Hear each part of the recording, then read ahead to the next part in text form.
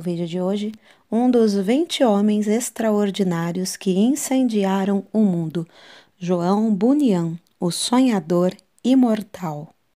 Seja bem-vindo ao Diário Pentecostal Historiando, análise histórica e crítica sobre o movimento pentecostal brasileiro. Se inscreva no canal e siga nossas redes sociais. O povo que não conhece a sua história está condenado a repeti-la.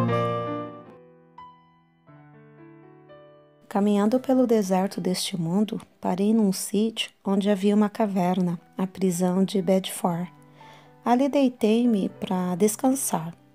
Em breve adormeci e tive um sonho.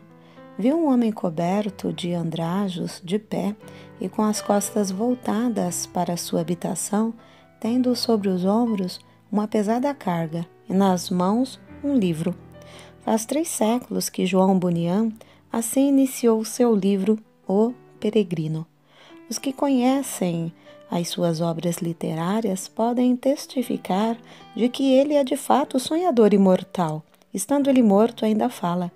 Contudo, enquanto miríades de crentes conhecem o peregrino, poucos conhecem a história da vida de oração desse valente pregador.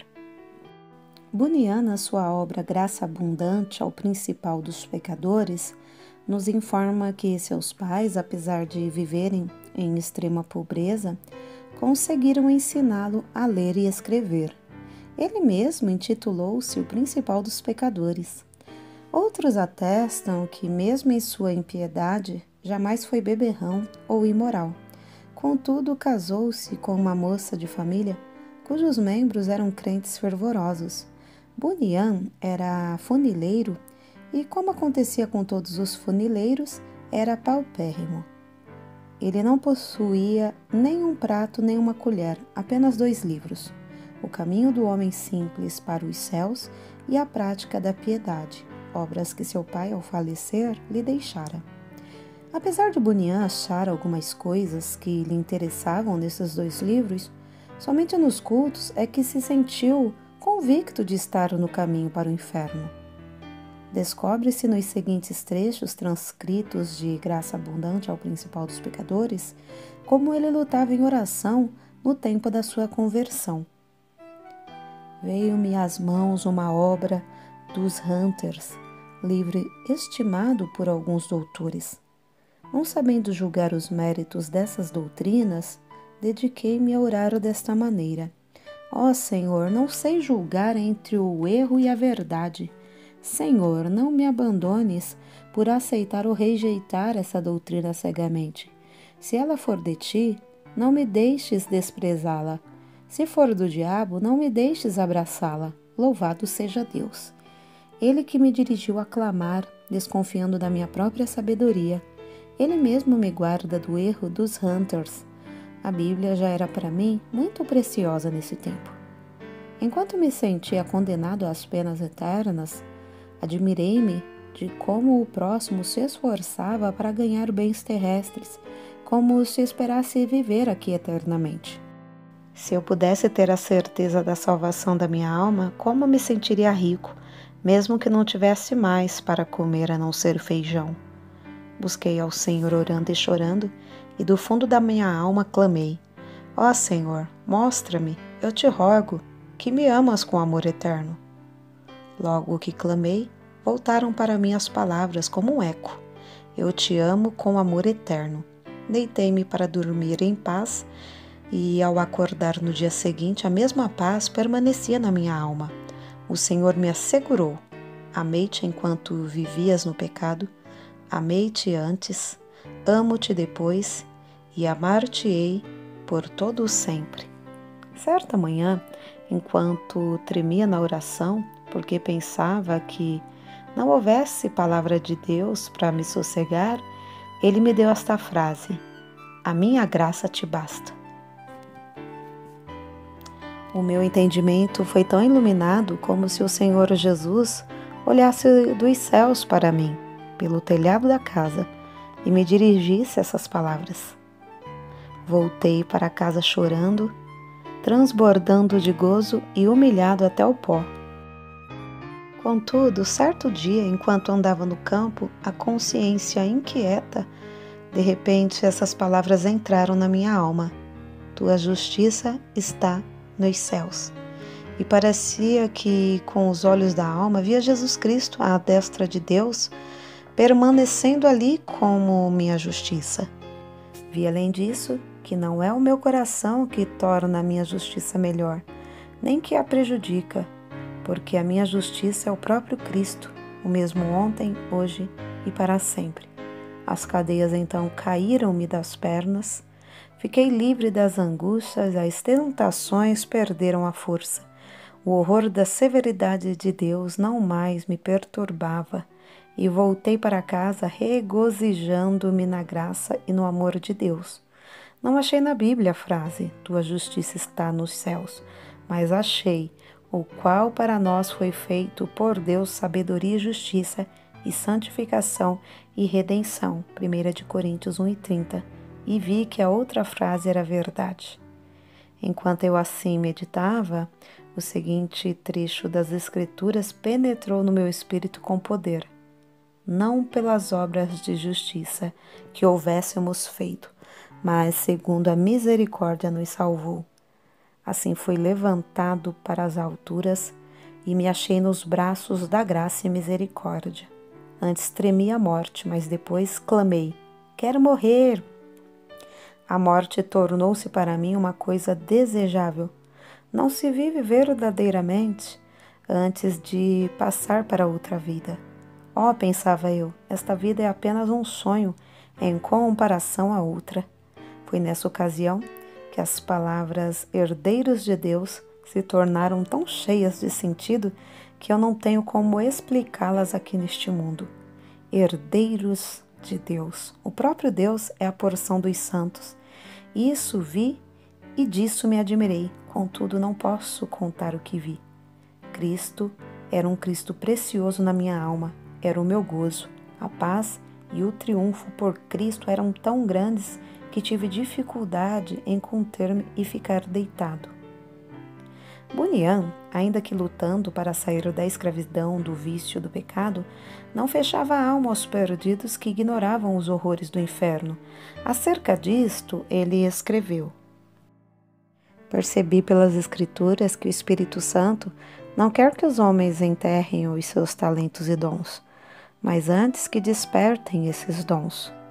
Dou graças a Deus por me haver concedido uma medida de entranhas e compaixão pela alma do próximo, e me enviou a esforçar-me grandemente para falar uma palavra que Deus pudesse usar para apoderar-se da consciência e despertá-la. Nisso o bom Senhor respondeu ao apelo de seu servo, e o povo começou a mostrar-se comovido e angustiado de espírito ao perceber o horror do seu pecado e a necessidade de aceitar a Jesus Cristo. De coração clamei a Deus com grande insistência que Ele tornasse a palavra eficaz para a salvação da alma. De fato, disse repetidamente ao Senhor que, se o meu enforcamento perante os olhos dos ouvintes servisse para despertá-los e confirmá-los na verdade, eu o aceitaria alegremente. O maior anelo em cumprir meu ministério era o de entrar nos lugares mais escuros do país.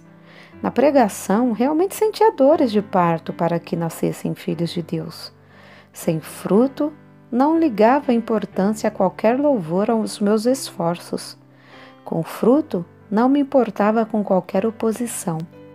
Os obstáculos que Bunyan tinha de encarar eram muitos e variados. Satanás, vendo-se grandemente prejudicado pela obra desse servo de Deus, começou a levantar barreiras de todas as formas. Bunyan resistia fielmente a todas as tentações de vangloriar-se sobre o fruto do seu ministério e cair na condenação do diabo. Quando certa vez um dos ouvintes lhe disse que pregar um bom sermão, ele respondeu: Não precisa dizer-me isso. O diabo já cochichou a mesma coisa no meu ouvido antes de sair da tribuna. Então, o inimigo das almas suscitou calúnias e boatos em todo o país, a fim de induzi-lo a abandonar seu ministério. Chamavam-no de feiticeiro, jesuíta, cangaceiro e afirmavam que vivia amancebado, que tinha 2 esposas e que os seus filhos eram ilegítimos. Quando o maligno falhou em todos esses planos de desviar Bunyan do seu ministério glorioso, seus opositores denunciaram-no por não observar os regulamentos dos cultos da igreja oficial. As autoridades civis o sentenciaram à prisão perpétua, recusando terminantemente a revogação da sentença, apesar de todos os esforços de seus amigos, dos rogos da sua esposa, tinha de ficar preso até se comprometer a não mais pregar. Acerca de sua prisão, ele diz: nunca tinha sentido a presença de Deus ao meu lado em todas as ocasiões como depois de ser encerrado, fortalecendo-me tão ternamente com esta ou aquela escritura, até me fazer desejar, se fosse lícito, maiores provações para receber maiores consolações. Antes de ser preso, eu previ o que aconteceria, e 2 coisas ardiam no coração acerca de como poderia encarar a morte se chegasse a tal ponto.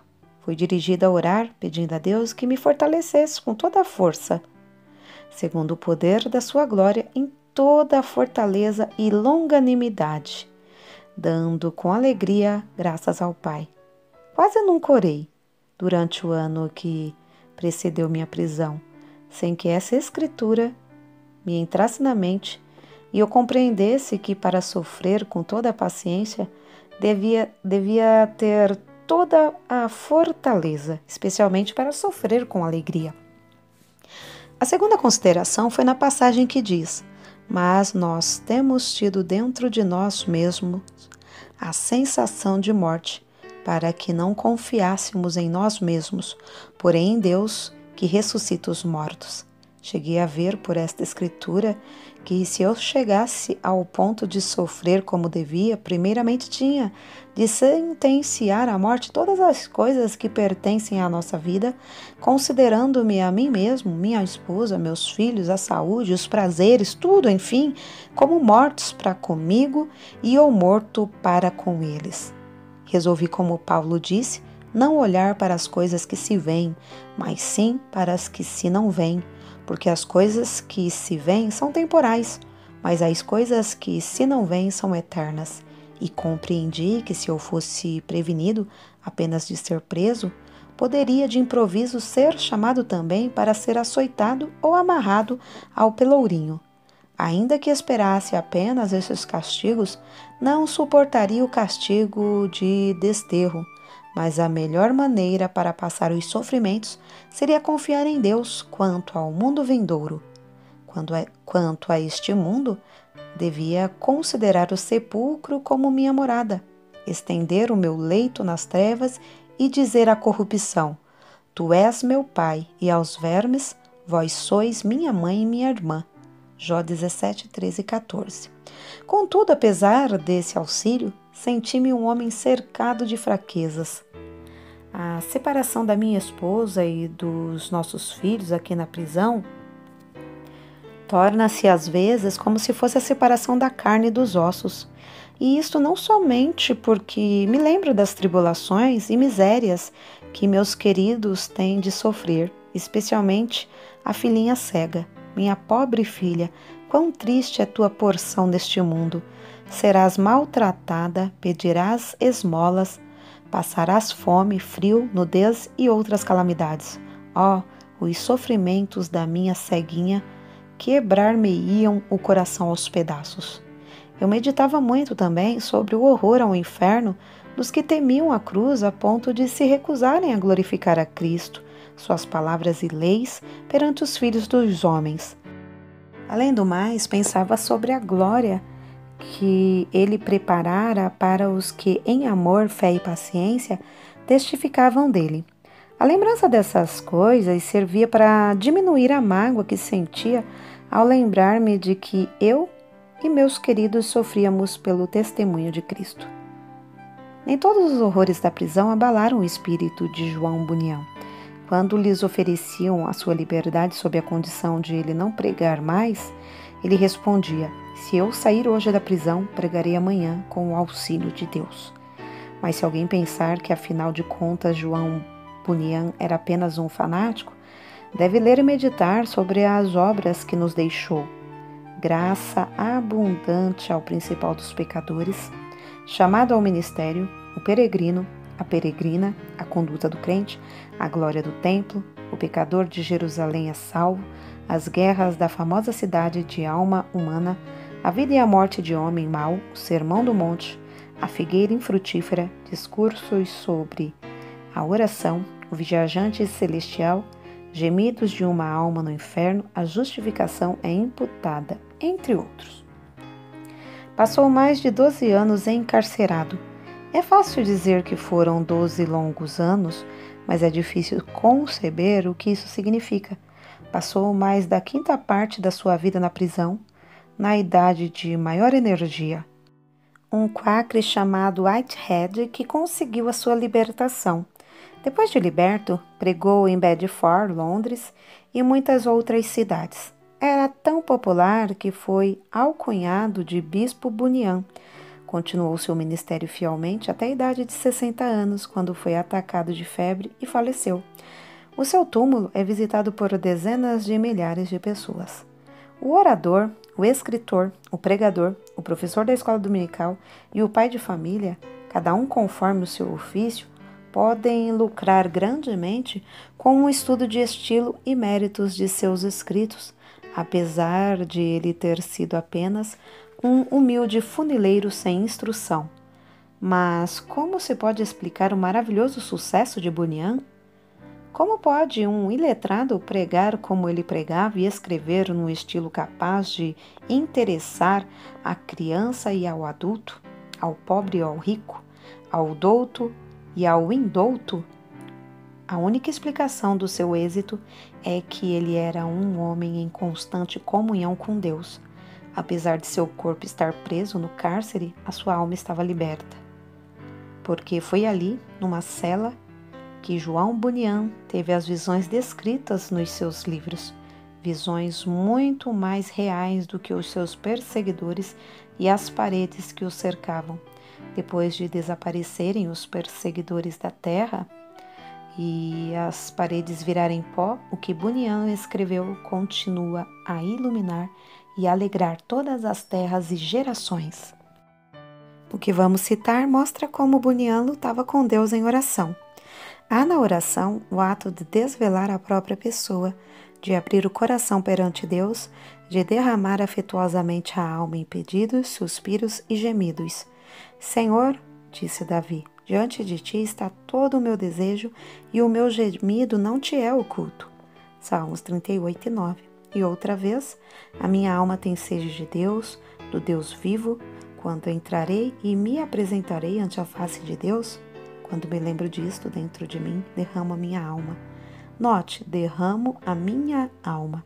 É um termo demonstrativo de que em oração sai a própria vida e toda a força para Deus.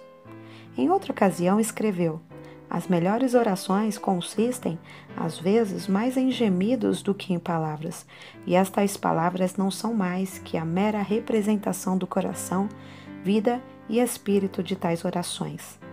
Como ele insistia e importunava em oração a Deus, fica claro no trecho seguinte. Eu te digo, continua a bater, chorar, gemer e prantear. Se ele se não levantar para te dar, porque és teu amigo, ao menos por causa da tua importunação, levantar-se-á para dar-te tudo o que precisares.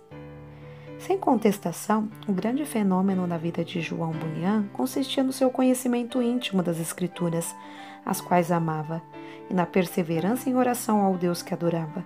Se alguém duvidar de que Bunyan seguia a vontade de Deus nos 12 longos anos que passou na prisão de Bedford, deve lembrar-se de que esse servo de Cristo, ao escrever O Peregrino atrás das grades, pregou um sermão que já dura quase 3 séculos e que hoje é lido em 140 línguas. É o livro de maior circulação depois da Bíblia. Sem tal dedicação, não seria possível conseguir o incalculável fruto eterno desse sermão pregado por um funileiro cheio da graça de Deus.